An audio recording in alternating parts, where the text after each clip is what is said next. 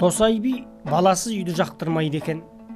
Балалы үй базар, баласы үй мазар деп, қайбір баласы жоқ ағайындары шақырса бармайды екен. Досайдың қартайған шағында ертеде Ташкент жағына өтіп сол жақта тұрақтап қалған бір ағайыны оны әдейі арнап қонаққа шақырыпты. Досай би көп жылдан бері көрмеген туысын көрейін деп барады. Төрге шығып отыра бергеннен ақ өңкей екі шекесі торсықтай қара домалақ балалар бірінен соң бір ассалаумағалейкум деп оның қолын алып жатады. Досай бұл кімнің балалары деп сұраса, әлгі туысы өзіңіздің жұраттарыңыз ғой деп ілгеріде өзін айтқан мына сөзін есіне түсіреді. Бір баласы бардың шығар шықпас жаны бар, екі баласы бардың болар болмас хәлі бар, үш баласы бардың үш рулы елде малы бар, төрт баласы бардың төрт құбыласы тең болар, бес баласы бардың дес бермейтін жөні бар, сегіз баласы бардың сергелденге салар кәрі бар, тоғыз баласы бардың толғандырар жолы бар, 10 баласы бардың орда бұзар қолы бар.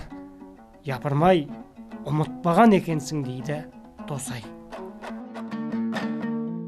Дастархан үстінде Досай шақырған батыр би қонақтарын жағалай таныстырып жатады. Қараса, өзінің сыртынан өсек айтып жүрген бір жағымсыз досы да отыр дейді. Ол қасындағы серігі жүр бірге барайық деп қолқалаған соң ілескен көрінеді. Досай оған келгенде, бұл да менің досым, осындай досың болса, дұшпанның керегі жоқ, бір өзі 10 дұшпанға татиды депті. Анау қып-қызыл боп жер шұқи беріпті. Адал еңбек етпейтін, адамдар арасында сыпсыңдап өсек таситын мылжың суайттарды Досай би бетің бар, жүзің бар демей үнемі сынап, бетін қайтарып тастап отырған.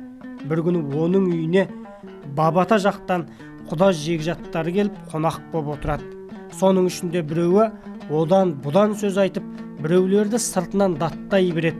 Оны жақтырмаған Досай сынаушының сылдыр сөзі су түбіне кетірер, қыздырманың қызыл тілі сүйгеніңнен кетірер. Біреу сөзін сатады, біреу бөзін сатады.